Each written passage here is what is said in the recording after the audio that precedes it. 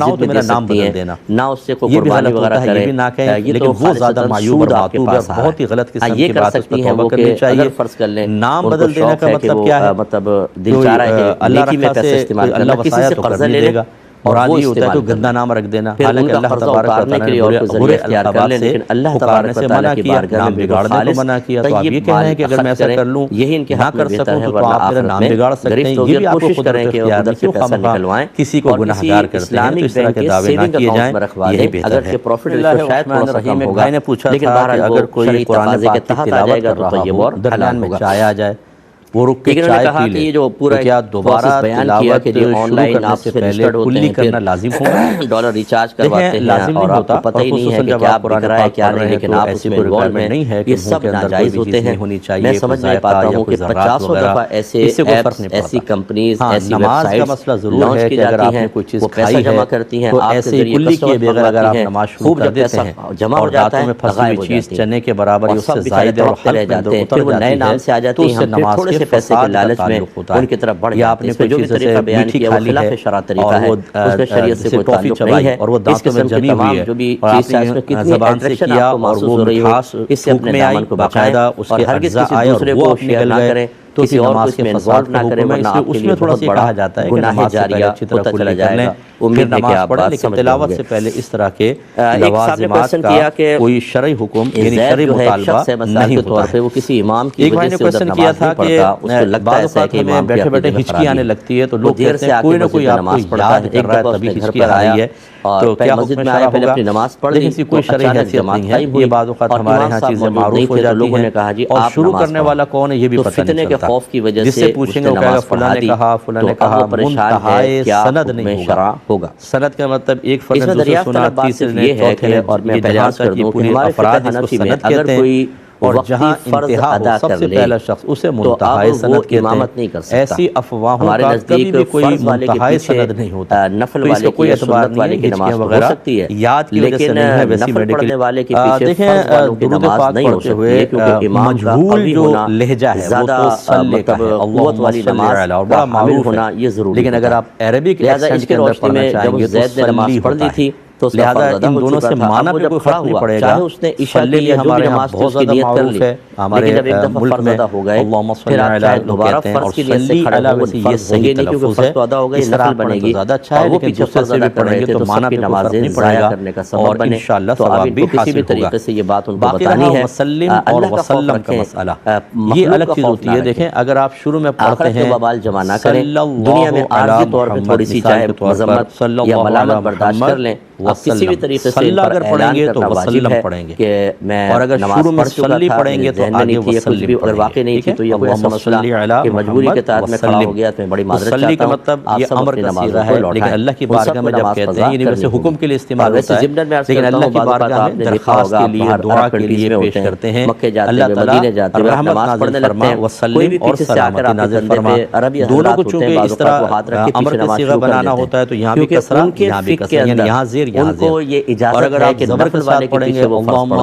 تو ایسی صورت میں یاد رکھیں کہ آپ اپنی نماز کنٹینیو رکھیں، آپ امامت کی نیت نہ کریں کیونکہ آپ کے پیچھے ان کی نماز ماضی نہیں ہو رہی ہوتے ہیں، تو یہ ذرا خیال رکھیں، اور آپ ایسا نہیں کیجئے گا کہ آپ کسی نفل پڑھنے والے کے پیچھے فرض پڑھیں۔ حنفی جو یہ مت کیجئے گا کہ ایک طرف صلی ایک طرف وسلم، یہاں صلی وہاں وسلم، یہ الگ اصول کے خلاف ہوگا۔ عربی جو طریقہ کار ہے منظور ہوگا تو ایسا ہو جائے گا، یعنی ملا کر کہا جاتا ہے۔ یہ کہتے ہیں کہ جو اذان کے اوپر معاملات ہوتے ہیں اس کی ترتیب بتا دی جائے، کیا یہ درست ہے یا نہیں؟ سب سے پہلے تو آپ نے مردے کو دفن کیا، قبر پر اذان کو کوئی بھی فرض واجب نہیں کہتا، لیکن علماء نے فرمایا کہ اگر کوئی ذکر کرنے کی نیت سے صرف ذکر کے اذان پڑھتا ہے، اس قسم کے جب جملے ادا کیے جاتے ہیں تو اس میں انسان کی سنت نہیں ہے، کبھی کوئی نہیں کہتے کہ سنت ہے یا نبی کریم سے ثابت ہے، لیکن ہمارے اکابرین نے اس کی اجازت اس لیے مرحمت فرمائی کہ اس کے جو فضائل بیان ہوئے وہ تمام فضائل مردے کے لیے انتہائی نافع ہیں۔ مثال کے طور پر حضرت علی رضی اللہ تعالیٰ عنہ اس مرتبہ جو دین سے تھے تو رحمت کونین صلی اللہ علیہ وسلم نے ارشاد فرمایا کہ علی کے کان میں اذان دیں، اذان غم کو دور کرتی ہے۔ ایک روایت میں ہے کہ اذان دیں تو آگ بجھ جاتی ہے، ایک روایت میں ہے کہ جب اذان دی جاتی ہے تو جہاں تک اذان کی آواز جاتی ہے شیطان دور بھاگ جاتا ہے۔ تو آپ دیکھیں یہ تینوں چیزیں پھر اذان میں رحمت نازل ہوتی ہیں۔ چوتھی چیز بھی لے لیں، مردے کو ان تمام چیزوں کی ضرورت ہے، شیطان دور ہو تاکہ منکر نکیر کے سوالات کے جوابات میں آسانی ہو، اس کی قبر میں آگ نہ ہو، رحمت نازل ہو، شیطان دور بھاگ جائے، سکون ہو، اس لیے یہ اذان اگر کوئی دیتا ہے ذکر کی حیثیت سے تو کوئی حرج نہیں ہے، کیونکہ ہماری شریعت نے اذان کے نماز کے علاوہ بھی اذان کا تصور دیا اور برکت کے لیے دیا ہے، جیسے بچے کے کان میں اذان دینا وہ برکت کے لیے ہوتی ہے، اسی طرح یہاں پر بھی ہوتی ہے۔ سب سے پہلے اذان کا معاملہ ہو جائے، اس کے بعد پھر سورہ بقرہ پڑھیں، اس کے بعد کیونکہ تلقین کے اندر یہ ہے، یہ طبرانی کی روایت ہے، نبی کریم صلی اللہ علیہ وسلم نے فرمایا کہ جب سب لوگ وہاں سے چلے جائیں تو کوئی ایک آدمی اس کے سرانے بیٹھ کر یوں کہے اے فلاں بن فلانا، یعنی اللہ تعالیٰ کا نام اور اس کی والدہ کا نام لے۔ کسی نے پوچھا رسول اللہ والدہ کا نام نہ آتا ہو تو فرمایا کہ بھی حوا کی طرح اس کو علم ذاتی کہتے ہیں۔ تو جب آپ سرکار نے فرمایا جب تم یہ نام پکارو گے وہ سنے گا لیکن جواب نہیں دے گا، پھر کہو یا فلاں بن فلانا، ذاتی اور عطائی بیٹھ جائے گا اور کہے گا مجھے کچھ تلقین کرو۔ دوسرا یہ کہ اللہ اعلم ہے کہ تو یاد کر جو کچھ دنیا سے کہتا آیا کہ میرا رب اللہ تعالیٰ ہے، میرے نبی محمد صلی اللہ علیہ وسلم ہے، اللہ تعالیٰ کے علم کے علاوہ میرا امام ہے اور دین میرا اسلام ہے۔ یہ چار چیزوں کی سرکار نے فرمایا تلقین کرو۔ تو حدیث میں یہ ہے کہ منکر نکیر آپس میں کہتے ہیں کہ اب وہ شخص سے کیا سوال کرے کہ جسے اس کی حجت سکھا دی گئی، یعنی دلیل سکھا دی گئی، اور اس کے بعد وہ بغیر سوال کیے رخصت ہو جاتے ہیں۔ کسی کو حدیث چاہیے ہو تو مجھ سے آپ نمبر لے لیجئے گا، یہاں پر بھی اگر اسی طرح کی تعویل کے ساتھ بہت لوگ پریشان ہوتے ہیں یہ حدیث کہتا ہے، حدیثیں موجود ہوتی ہیں، بعض لوگ ایک دم بغیر کسی تحقیق کی چیزوں کا انکار کر دیا کرتے ہیں۔ آپ اس لوگوں کی پرواہ نہ کریں، ہم جو بات آپ کو کہیں گے اگر ثابت ہے تو کہیں گے، ورنہ کوئی غلط بات آپ سے نہیں کہیں گے، تو بہت پیاری چیز ہے، یہ کر دینی چاہیے۔ تو یہ ایک آپ ترتیب تھوڑا سا ملحوظ رکھیں تو بہتر ہے، اور اگر اس میں ترتیب بدل بھی دی آپ نے تو کوئی مسئلہ نہیں ہے۔ ایک یہ ترتیب آئی ہے تھوڑی سی، اگر ہم حدیثوں کا اندازہ کریں، اگر آپ بدل بھی دیتے ہیں تو کوئی مسئلہ نہیں، کیونکہ اللہ کی مشیت، یہ کہتے ہیں کہ کوئی یہ کہتا ہے کہ فلاں کام نہ کیا یا فلاں کو سبق نہ سکھایا تو میں اپنے باپ کا نہیں، کوئی ارادہ اور پھر وہ کام کر بھی نہیں پاتا، اللہ تبارک و تعالیٰ کی مشیت اور حکم اور اذن ساتھ نہیں ہوتا، نہیں کرتے۔ لیکن ایسی باتیں غصے میں آدمی کر دیتا ہے، اور لیکن اس کے مفہوم کے اوپر توجہ کرنا بہت ضروری ہے، کیونکہ ایک شخص یہ دعویٰ کرتا ہے کہ اگر میں کام نہ کر سکا یا فلاں کو میں نے ایسا نہیں کیا تو میں اپنے والد کا نہیں، اس کا مطلب ہے کہ وہ ثابت کر رہا ہے کہ یہ میرے حقیقی والد ہوں گے، معاذ اللہ ثم معاذ اللہ، مسئلہ سمجھانے کے بعد وضاحت کر کے کسی اور ذریعے سے پیدا ہوئے، اس کا اندازہ معذرت میں سمجھانا چاہ رہا ہوں، اس لیے مراد یہی ہے کہ اگر اللہ چاہے اور رسول کریم صلی اللہ علیہ وسلم بھی اللہ کی مشیت کے مطابق باتوں کی گہرائی کی طرف نہیں جاتے ہیں، لیکن ہم یہ خود دعوے کر رہے ہوتے ہیں اور غلط قسم کے دعوے کر رہے ہوتے ہیں، اور اس سے صرف نظر کرنا ممکن نہیں ہے۔ میں اسی معاشرے کا حصہ ہوں، میری عمر دیکھ لیں آپ، یہی پیدا ہوں کراچی کے اندر، اور اتنا عرصہ گزر گیا، سارے اسلوب ہمیں پتہ ہے کہ کون کس طریقے سے کس نیت کے ساتھ کہتا ہے۔ تو آپ کو ہیلے بہانے کریں، نہیں میرا مقصد تو یہ تھا، مقصد آپ کا یہ نہیں تھا، مقصد آپ کا یہی تھا، لیکن آپ اس اصل مقصد تک جو ہونا چاہیے تھا اور ہے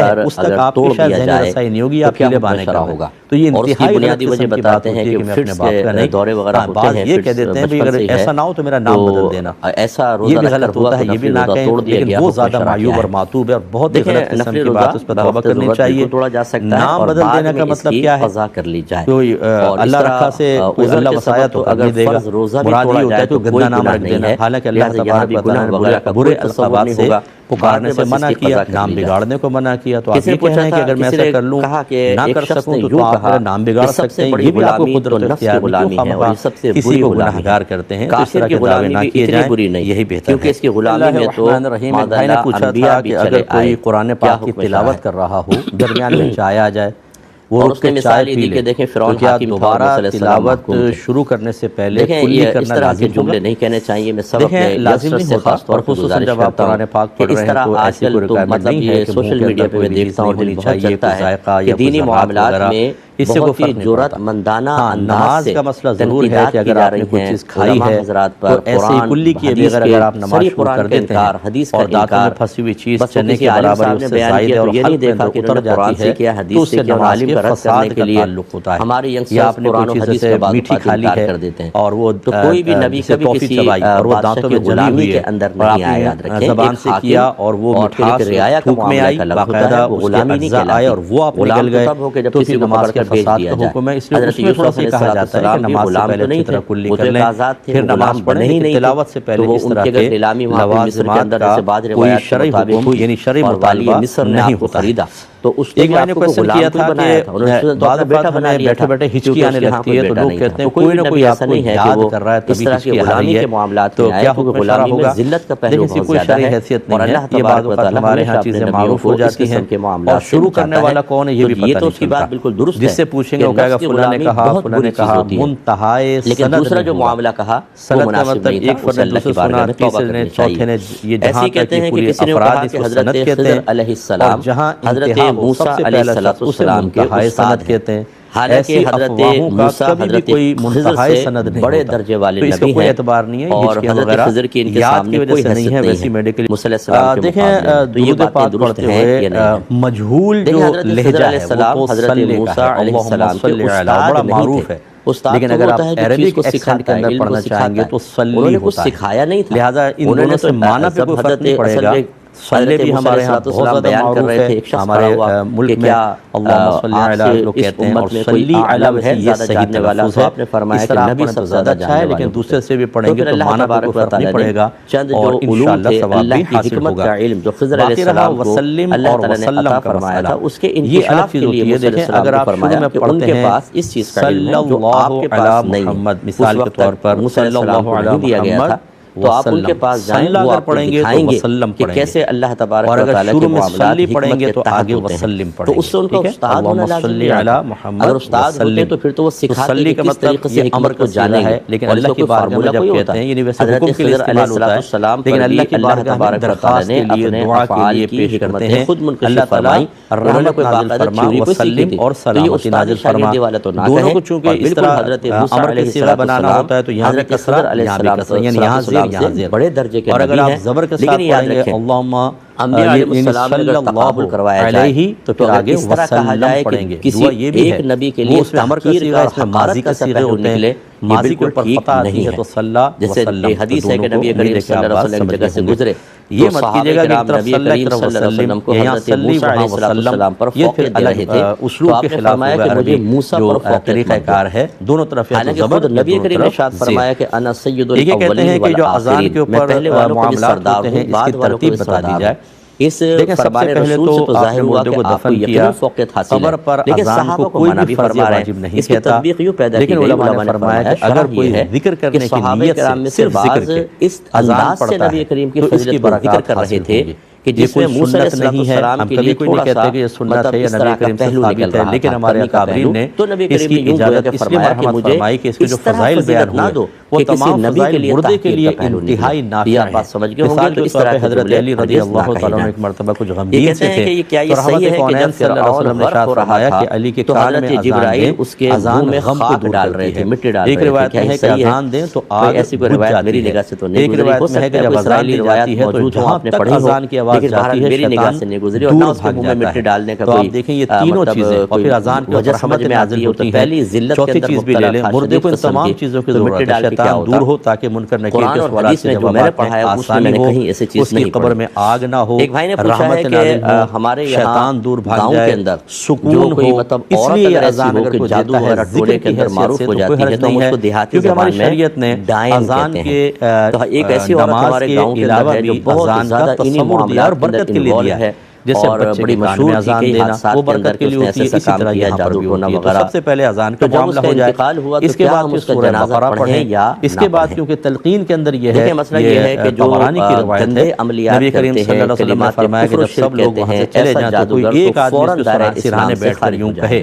چاہے وہ مرد ہو یا عورت، اور اس کا جنازہ نہیں پڑھا جائے گا کیونکہ وہ دائرہ اسلام سے خارج ہو گیا۔ کسی نے والدہ کا نام نہ آتا ہو تو فرمایا بی بی حوا کے بارے میں معروف کر دیتے ہیں، مشہور کر دیتے ہیں، کسی نے لکھوٹیا بنا لی تو کہتے ہیں بابا بڑا سنے گا لیکن جواب نہیں دے گا، پھر کہو یا فلان معروف کر دیتے ہیں، تو وہ اٹھ کر بیٹھ جائے گا اور کہے گا مجھے کچھ تلقین کرو، اس کے بارے میں افواہیں اڑا دی تو پھر وہ یاد کر جو کچھ دنیا سے جنازہ بھی اس کا پڑھنا ہوگا، میرا رب دفن جنازہ یہ سب مسلمانوں پہ لازم ہوگا۔ محمد صلی اللہ علیہ وسلم ہیں،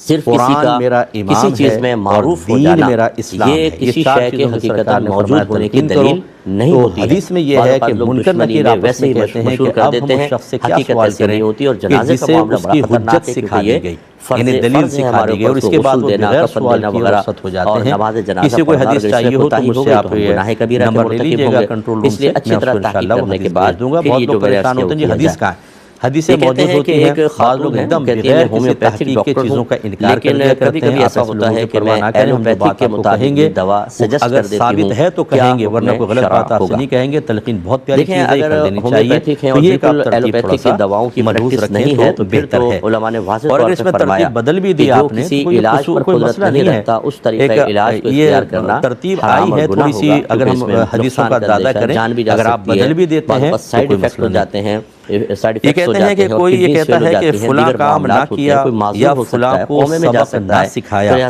تو میں اپنے باپ کا نہیں۔ اگر آپ یوں کرتی ہیں پھر وہ کام کر بھی نہیں پاتا، ہومیوپیتھک دوا دیتی ہیں، لیکن کبھی کوئی ایسا مریض آیا تو کسی ایلوپیتھک ڈاکٹر کو پہلے اس کی تمام علامات بتا کر اور لیکن اس کے دوا سجسٹ کر کے دے دیتی ہیں، تو پھر اس کی گنجائش نکلے گی۔ پھر آپ دینے والی نہیں ہے بلکہ آپ کسی ڈاکٹر سے معلوم یا فلاں کو والی ہیں، اور ویسے بھی قانونی اعتبار سے جو جس فیلڈ کا ہے وہ اپنی فیلڈ میں علاج کر سکتا ہے، دوسرا طریقہ علاج کو اختیار کرنا یہ خطرناک ہوتا ہے اور آپ کو اجازت بھی نہیں ہوگی اسے نہ کریں۔ پیدا ہوئے ایک بھائی نے کوشچن کیا کہ جو امام اپنی زوجہ کو پردہ نہ کروائے اور اس کے ساتھ کو بے پردہ لے کے گارڈنز کے اندر گھومے، بال کھلے ہوئے ہیں عورت کے، بے پردہ وہ آ رہی ہے، خود دعوے کر بلکہ انہوں نے یہ بھی کہا کہ کوئی ویڈیو بنا لی اور اس سے صرف نظر کرنا ممکن نہیں ہے، ویڈیو وائرل ہو گئی، معاشرے کا بعد میں اگر سے ڈیلیٹ کر دی، لیکن بہت سارے لوگوں نے اس کو ڈاؤن لوڈ بھی کر لیا اور دیکھ لیا کہ امام صاحب اپنی بے پردہ زوجہ کے ساتھ گارڈن میں گھوم رہے ہیں۔ تو ایسے شخص کی امامت کا کیا مقصد آپ کا یہ نہیں تھا، مقصد آپ کا یہی تھا، لیکن اس طرح کے جو بھی کوئسچن ہوتے ہیں میں لے اس لیے لیتا ہوں تاکہ شرعی حکم ذکر کر دیں، لیکن آئمہ حضرات کے بارے میں تو یہ انتہائی غلط قسم کی بات ہوتی ہے کہ میں اپنے باپ کا نہیں پوچھ کر اگر آپ ہمارے زبان سے کچھ نکلوا کر ان کے خلاف استعمال کریں گے یہ بھی غلط ہوتا ہے، یہ بھی نہ کہیں، لیکن وہ زیادہ معیوب اور معتوب ہے اور بہت ہی غلط قسم کی بات اس پر توبہ کرنی چاہیے۔ نام بدل دینے کا مطلب کیا ہے؟ آنا جانا ہے اور وہ خیال نہیں کرتے کہ میری زوجہ ان کے سامنے بے پردہ بیٹھ جاتی ہے، کوئی گندا نام رکھ دینا، حالانکہ اللہ تبارک و تعالیٰ نے برے القابات سے پکارنے سے منع کیا، نام بگاڑنے کو منع کیا۔ تو آپ یہ کہنا ہے کہ اگر میں ایسا کر لوں نامحرموں سے بچانا، آپ میرا نام بگاڑ سکتے ہیں، یہ بھی آپ کو قدرت اختیار ہے، کیوں آنے دینا کسی کو گناہگار کرتے ہیں؟ تو اس طرح کے دعوے نہ کیے جائیں، یہی بہتر ہے۔ اب اگر وہ ایسا نہیں کرنے بلکہ زوجہ کو خود اجازت دے رہے ہیں، بلکہ باہر میں پردہ لے کے جا رہے ہیں تو گناہ علانیہ گناہ کبیرہ کے مرتکب ہوئے، اور جو شخص علانیہ طور پر گناہ کبیرہ کرے وہ امامت کا حقدار نہیں ہوگا، کلی کرنا لازم محسوس کریں گے، قلت جماعت کا سبب بنے گی، لوگ بدگمانیاں کریں گے، غیبت کریں گے، چغلیاں کریں گے،